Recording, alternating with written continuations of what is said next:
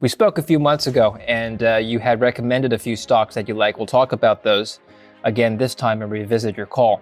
But first, I'd like to talk about valuations of the space as a whole. If you look at this chart, the XAU, which is the Philadelphia Gold and Silver Index, versus gold, it's trading at near 2016 levels, which was the low over the last 30 plus years. And so I wonder why, compared to gold, the silver and gold miners have not picked up as much as they probably could have. Yeah, that's a great question, David. It's asked by a lot of people, and it's a multifaceted answer. First of all, you've got quite a bit of dilution in a lot of these companies which need to raise capital for their operations, so you have to factor that into it. You've got record equities prices that continue to go higher. So people view miners and especially juniors as higher risk. So they say to themselves, well, the stock market continues to go higher. Why should I put my money into these risky stocks? And also you've got the gold price, which has been consolidating for the past 6 months. The gold price ran up to over $2,000 an ounce in a parabolic fashion. Mm-hmm. So that is in the process. That move is in the process of consolidating, and that 1,800 level on the gold price is a very important level. It was very strong resistance back during the first leg of this secular bull market that began at the turn of the century, and now it's becoming strong support. So. But as you say, the miners and especially the juniors are very cheap in relation to the gold price. Herein lies the opportunity in the sector. Well, if you take a look at this chart that we're showing now, if you just zero in on the last year, you'll notice that the chart has been sloping up, meaning that the XAU has been climbing faster than gold over the last year or so. And we've seen that last year, the miners have outperformed gold. The question is obviously, can it continue to outperform gold in a bull market? Well, absolutely. And if you go one step further, if you take a look at the GDXJ, which we know isn't really representative of juniors, but it is representative of the mid tiers, scattered with some majors. But if you take a look at the GDXJ to gold ratio, I think that's made a recent double bottom last week, when you started to see the juniors show relative strength to the gold price as the gold price was going down below 1,800 on Thursday. And down $50, the miners pretty much yawned at that move, and especially the higher risk juniors. Okay, now what I'm curious about is whether or not the move in junior miners is proportional to the move in gold. So for example, if you take a look at this chart again, you'll remember that in the last 9 years, from 2012 to 2019 basically, gold has been trading pretty much range bound and flat. And so during that time, the chart has sloped downwards as gold miners continue to lag behind gold. Now, the risk here is that, as we've seen since August, gold has not gone anywhere. It's sort of just been consolidating downwards, flat. So the concern from investors is whether or not the gold miners will follow suit and just stay flat, if not trend even lower because of the higher beta. What do you think? Well, I really don't think so. The miners are historically cheap, especially in relation to equities. They're 50% cheaper.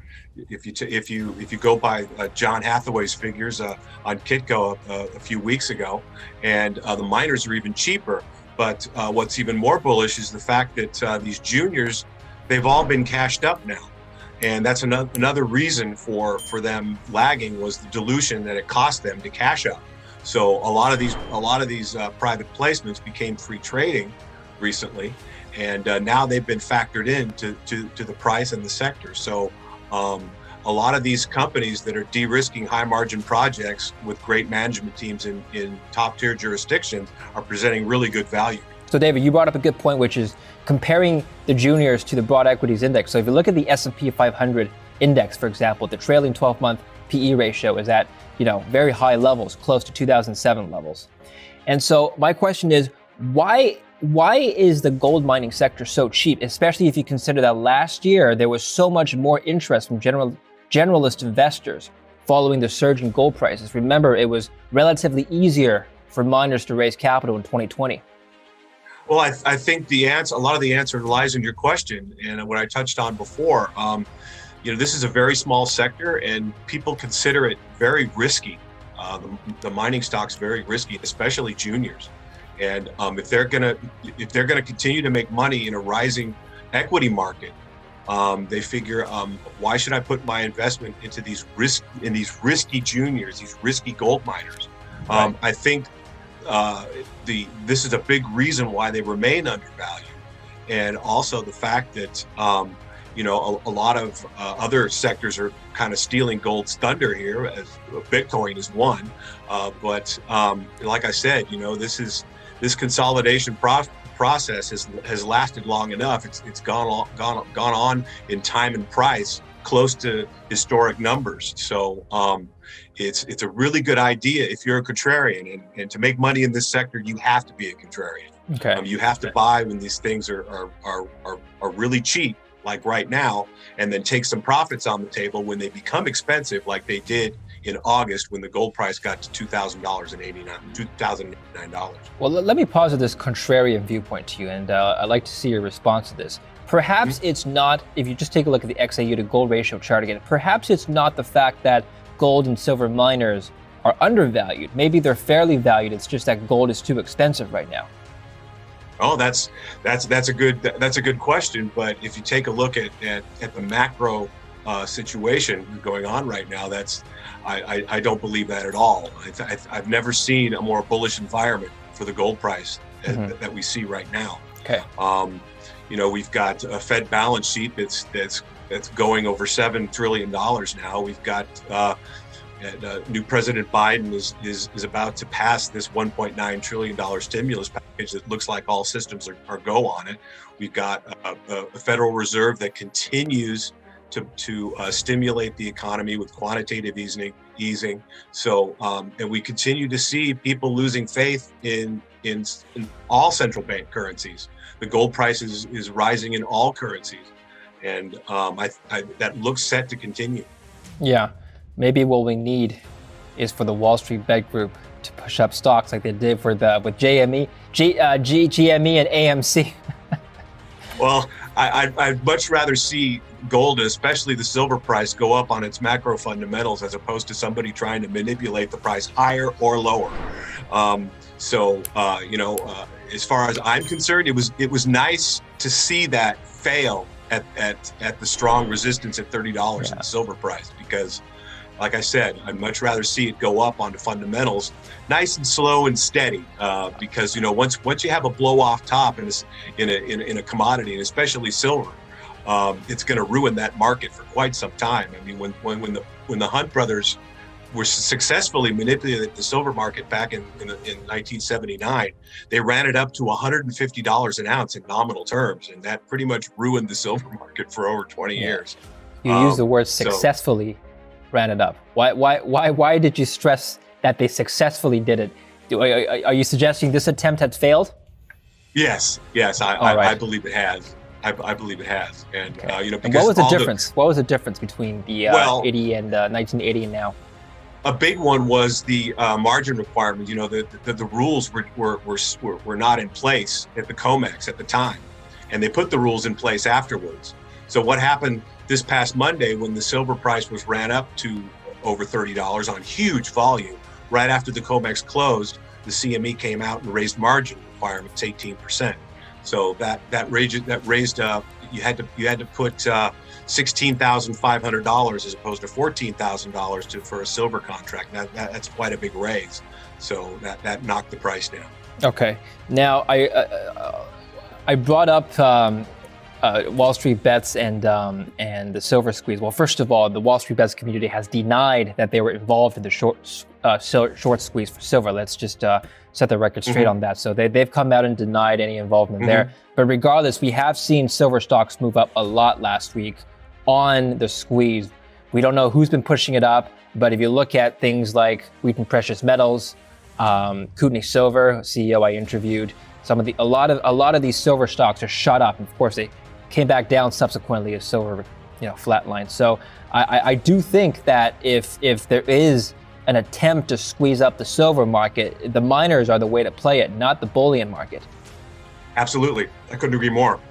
And fortunately, I was already properly positioned when this took place, but I did not chase any of the stocks once it did take place, because it was obvious to me that it was going to fail, because you saw black distribution candles on the 3 days that the silver price started to go up: Thursday, Friday, and then Monday. So whoever it was that was able to get the silver price up in the retail sector, big money came in and knocked it back down. Okay, well, we'll investigate more as to who was involved and why. But let's, go back to valuations to close it off here. Before I joined Kitco, I worked as a macroeconomics researcher, and one thing that one of my managers taught me is that valuations are a very, very poor indicator of where prices are going to go. So even though valuations, should I stress, are cheap for the mining sector, it doesn't necessarily mean that prices will reflect upwards. And so I wonder what this means for investors. Is now a good time to be buying in, or should you wait for gold to break up even more? What do you think? I think it all depends on what your view of the gold price is going to be in the near term. If you believe that the $1,800 level is going to hold, like I do, I mean, we've had 3 consecutive quarterly closes above $1,800. And I think that gold is carving out a strong base there, which once was strong resistance back during during phase 1 of the bull market that I mentioned that ended in 2011. Mm-hmm. So if you believe that the gold price is carving out a bottom here at 1,800, the valuations will catch up, especially once the gold price gets back over $2,000. Okay. And finally, can you close off by revisiting your calls for the stocks that you talked about last time, and the stocks that you prefer? Oh, sure. I believe the 3 stocks that I mentioned at the end of last year to your listeners was I gave you a growth-oriented producer, a developer, and an earlier stage exploration company. The growth-oriented producer, your viewers are familiar with. You interviewed the CEO, Darren Masudi, of America's Gold and Silver. I think that's a very good turnaround story for this year. I like turnaround stories because you can get them cheap when they're turning the company around. The second one is a silver developer, Discovery Metals. I think it's one of Eric Sprott's biggest positions. I think they've got like 80 million cash right now, and they're highly leveraged to the silver price. And the earlier stage exploration company I gave you was Probe Metals, who's exploring in one of my favorite jurisdictions, which is the Val-d'Or area of the Abitibi in Quebec. Okay, and just overall sentiments in the Quebec region, is that jurisdiction seeing high growth right now? Absolutely. Yeah, I did my column on Kitco brought that up a few weeks ago. It's really starting to heat up. Eldorado Gold took over QMX in Val-d'Or. Earlier, we had Yamana Gold, which I believe you'll be speaking to the CEO here, Peter Maroney, coming up. Mm-hmm. They took over the Monarch Gold's Wasamac project, which is also in the Abitibi near Val-d'Or. So that area is one to watch, I believe, in the future, in the not too distant future, because it's really starting to heat up.